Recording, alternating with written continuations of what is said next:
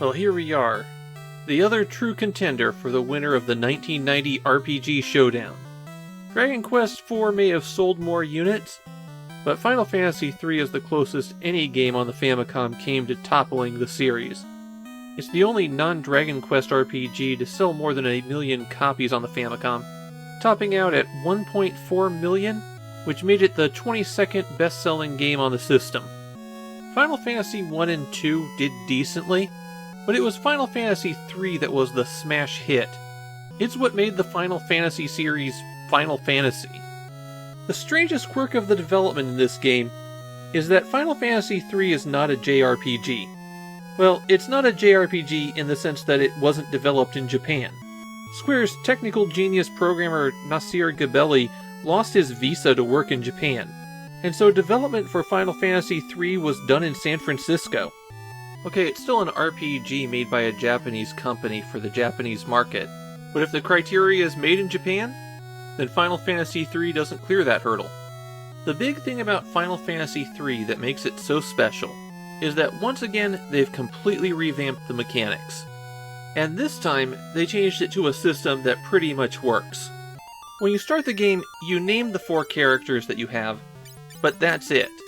They all start out as Onion Knights, warriors who aren't especially good at anything. At the start of the adventure, they've fallen into a cave and have to find their way out. And in the process of searching for an exit, they come across one of those elemental crystals that were so common in the early Final Fantasy games. And once that crystal's finished telling them how they need to go find the rest of the crystals, it also offers them other jobs that they can take up. And that is the heart of Final Fantasy III, the job system. At any point, you can hit start to bring up the menu, take off all of your equipment, and then go into the jobs menu and select what that character will do. You can freely rotate through all of the classes. Okay, I say freely, but it's not really free. It's free in the sense that you can do it. It's not free in the sense that you'll always want to do it. When you defeat enemies, you'll get a certain number of CP, and these are what you spend to switch your job. It's cheaper to switch between related jobs as well. Going from a fighter to a monk doesn't cost very much, but going from a fighter to a white mage costs a lot more.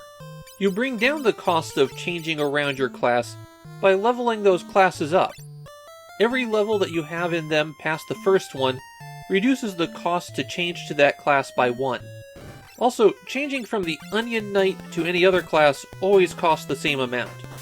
You start out as the Onion Knight, so if you change to a Black Mage, it'll cost you 8 points. And then let's say you level up Black Mage twice, and switch to a White Mage, that costs another 8 points. But now if you want to go back to Black Mage, it only costs 6 points. When you defeat monsters, you get experience in both your base level and your job level. Your base level determines your fundamental stats and your health, and then your job modifies those abilities. And as you increase your job level, those modifiers improve. So you're always improving your foundation, and you're getting a bigger improvement by sticking with a job. Jobs don't level up at the same rate either. Fighters level up extremely quickly, while white mages level up extremely slowly. Unlike some later Final Fantasy games, you can only use the job abilities when you're that job. You might level up red mage to 10, but you can't use those spells that you learned when you switch over to being a knight.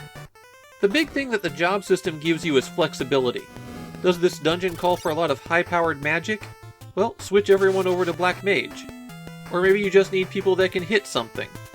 Or maybe the dungeon's full of undead, in which case you want a lot of healing spells. You can set up your party however you like without too much trouble. There is one more limiting factor on you, and that's resources.